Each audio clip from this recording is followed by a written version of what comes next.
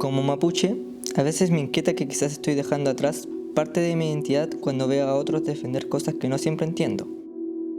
Mi familia y yo vivimos las tradiciones, pero creo que necesito algo para poder vivirlas mejor y darle más sentido. Es por eso que hoy he venido al archivo regional y a aprovechar el trabajo que nos dieron en el liceo para descubrir un poco de las historias de nuestro antepasado. Creo que puede servir para poder armar parte de esa identidad que necesito y sentirme aún más orgulloso sobre quién soy. Hola, buenas tardes. Buenas tardes. Estoy buscando información sobre el Tratado de Tapigüe. ¿Ya? Roberto Melín nos iba a ayudar sobre eso. Sí, adelante, pasa. ¿Temperatura?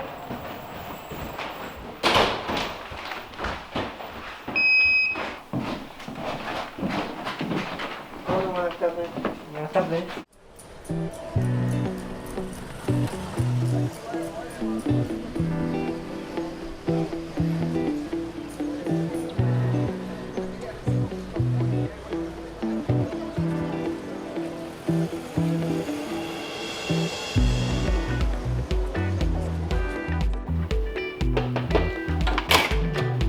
Hola, buenas tardes. Hola, buenas tardes.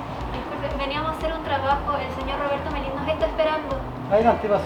Muchas gracias. Permiso. ¿Temperatura? Hola. Hola. ¿Cómo estás? Hola. ¿Llegaste hace mucho? Hace como 5 minutos nomás. Ah, es que la Sofi estaba cargando su teléfono. Que son mentirosos si te pusiste a hablar de Huatripantu. Ya, pero si tú igual te pusiste a hablar. ¿Te habló el Diego? Ah, sí, ¿a ti igual? Sí, voy a ir. No sé, es que la familia de mi mamá tiene una actividad en la comunidad y no nos vaya con ellos. A mí igual me gustaría ir. Nunca he ido a uno de verdad. Podría preguntar si te puedo llevar, pero es que no en todas las ceremonias deja de entrar sin invitación por eso. ¿De verdad? Sí. Bueno, igual es como llegar a una casa y no tocar la puerta. Ah, entiendo. Algo así. Igual, con tantos conocidos mapuches, tal vez le podríamos preguntar a ellos y que nos ayuden a terminar el trabajo. Sí.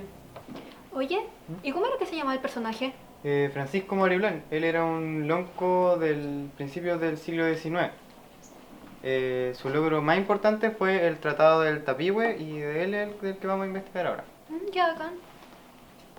Hola, muy buenas tardes. ¿Cuál es la temática? ¿Cuál es la consulta? ¿Qué desean saber?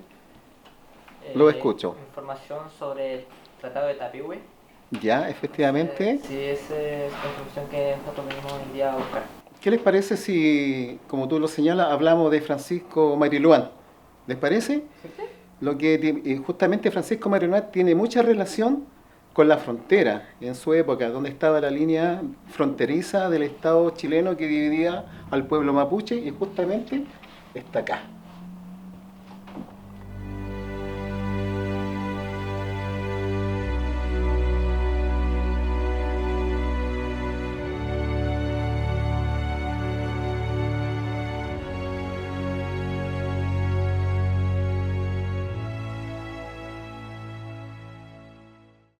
Huenoleufu, el gran río de las estrellas y las almas, y Futaleufu, el río grande terrenal. Fiu fiu por el canto del ave, Ohuio huio por el rumor del agua, el Biobío para el español y chileno. El río Biobío es el caudal que ha dividido naturalmente naciones.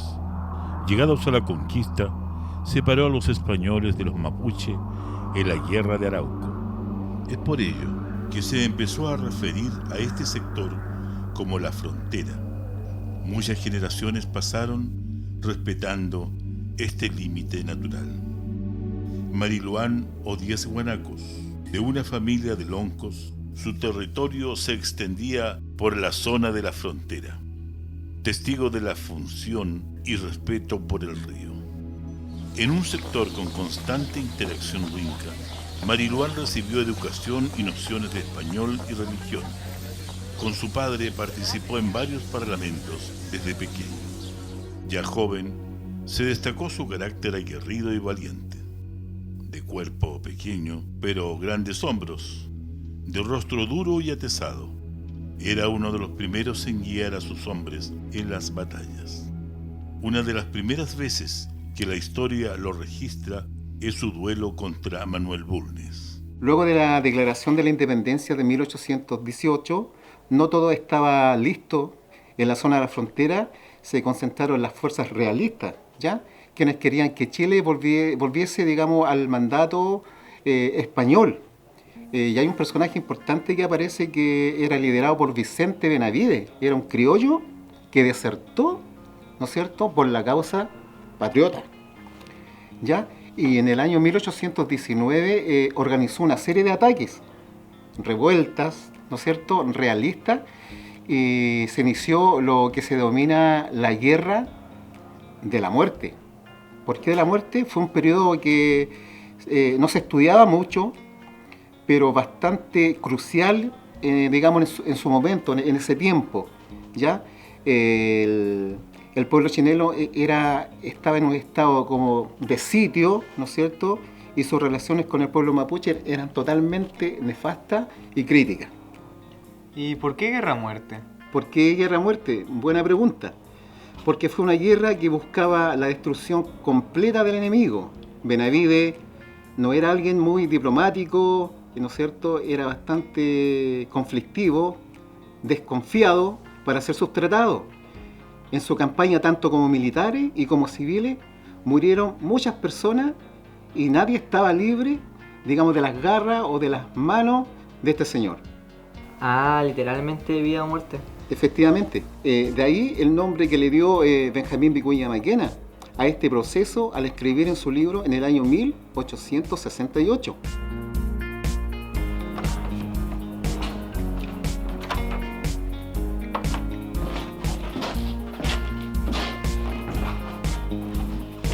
Benavides muere en 1822, pero en su lugar llega Juan Manuel del Picó.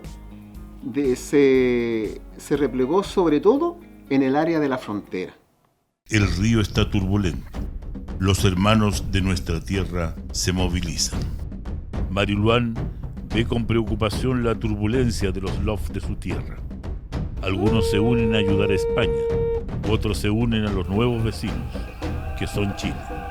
Entre los hermanos se pelean en una lucha que no es nuestra. La gente sigue a sus propios flancos. Aquí es cuando aparece un personaje nuevo, don Pedro Barnechea. La causa patriota avanza un poco más sobre los realistas y este representante chileno es capaz de tener contacto con Mariluán. Mientras Barnechea quiere establecer buenas relaciones con los mapuches y que no apoyen a los realistas, a Mariluán le interesa proteger a su gente a través del diálogo. Los parlamentos eran sistemas de negociación entre las autoridades mapuches y españoles. En el año 1641 se estableció el Parlamento de Quilín en el Biobío. Con la frontera, Barnechea intenta utilizar este sistema de parlamento y realizar uno en Yumbel en el año 1823. Pero Mariluán termina no asistiendo. ¿Y por qué no va si era lo que quería? Porque los parlamentos van casi todas las autoridades mapuche, no solo uno. En ese momento las comunidades estaban muy divididas y no iban a poder llegar a acuerdo con un hecho en particular. Se firmó un decreto que estipulaba como frontera el río Imperial más al sur. Ah, esto explica todo. Ya vimos que la frontera es muy importante para el pueblo mapuche, pero desde Santiago se le está quitando territorio. Así no es posible confiar en los chilenos. Y los chilenos tampoco confían mucho en los mapuches. Por haber un sector apoyado a los realistas.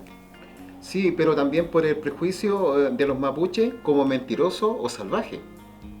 Igual es entendible pensando en la época.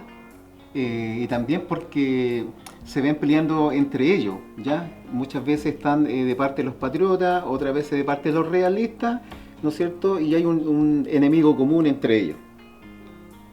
Ah, ya, entiendo. Entonces Mariluán está en este intermedio donde tiene que pelear para lograr la paz.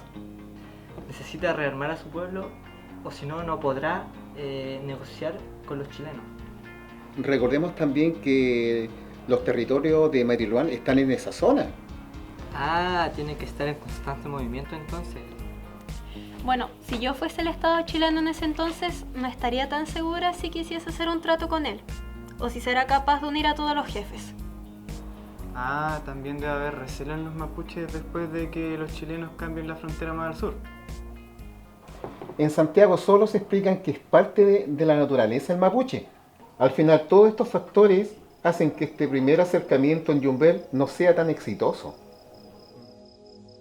Nuevos Wincas llegan de a poco a nuestros territorios. Muchos se preguntan qué es lo que hacen y qué desean. Nuestros loncos no pueden ponerse de acuerdo. ¿Podremos ponernos de acuerdo con estos nuevos vecinos? ¿Nos respetarán a nosotros y nuestras tierras? Nuestra frontera ya ha sido traspasada. En 1824 los jefes realistas Juan Antonio Ferrebut y Juan Manuel de Picó son abatidos.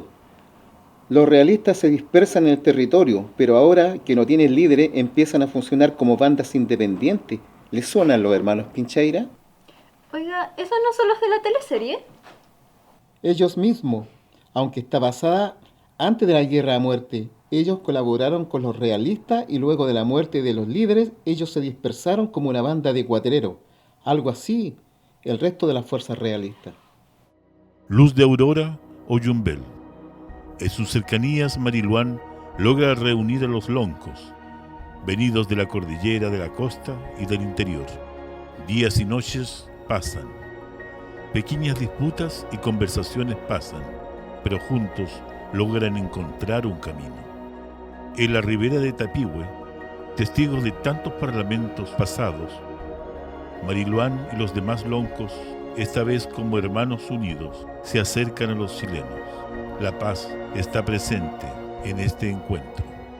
El tratado firmado en Tapihue fue el inicio de periodo de paz entre el pueblo mapuche y el pueblo chileno. Tiene 3 puntos clave. Se considera a Mariluán y Barnechea como representantes legítimos de sus respectivos pueblos. Establece a los mapuches como pueblo independiente, no chileno. Finalmente se reafirma el río Biobío como frontera al norte y el río Tolten por el sur, siendo un territorio libre. Parece que el Tratado de Tapihue solucionó muchas cosas, pero ¿qué pasó? ¿Por qué hoy en día no está vigente? Tapihue logró crear paz entre los mapuches y chilenos por algunas décadas. Fue respetado y considerado válido hasta el año 1861, cuando se inició un proceso de ocupación de la Araucanía mal llamado pacificación, donde poco a poco el ejército chileno se fue adentrando en el territorio. Declarado independiente mapuche, una época que se extendió hasta el año 1883 y que terminó con la apropiación de tierras por parte del Estado de Chile. Ah, entonces el tratado de Tapihue fue olvidado completamente. Podría decirse que sí. ¿Y qué pasó con Mariluán? Vivió una vida pacífica hasta su muerte en 1836 en Pilhuén, cerca de Mulchen. No fue testigo de cómo se pasaba a llevar el tratado de Tapihue, pero algunos de sus aliados en el Parlamento sí fueron y ofrecieron una dura resistencia. Quizás algunos ya lo veían venir. El gran temor es por ello, los caciques mapuches se reunieron una semana antes para discutir el Parlamento. Bien organizado, pues. Qué lástima que la paz no haya durado mucho. Si las cosas hubiesen sido diferentes, ahora tendríamos una relación muy distinta con los mapuches y otros pueblos originarios. Es sorprendente que gran parte del origen del conflicto esté justamente aquí y eso no se sepa. Mariluán, también como un líder en busca de la paz, unificando a su propio pueblo en el nuevo Estado chileno. Y mira, la verdad que dentro del pueblo mapuche en su momento también habían conflictos internos, diferencias.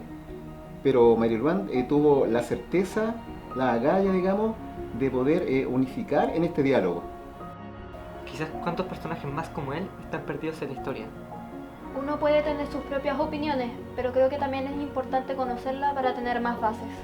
Sobre todo en la mapuche, hay mucho que rescatar. Eso es cierto. Agradezco el interés que han tenido de poder consultar. Muchas gracias a usted por compartir lo que sabe y su tiempo.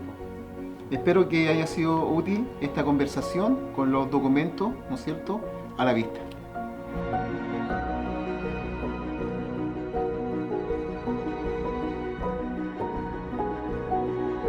Oye, igual brígida la historia de los mapuches, hay tanto que uno no sabe.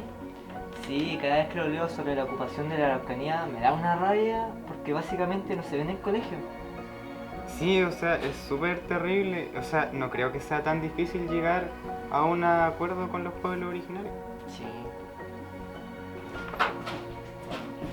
Bien, ya estoy de regreso, entonces me vengo a despedir. Queda cordialmente invitado cuando usted estime inconveniente.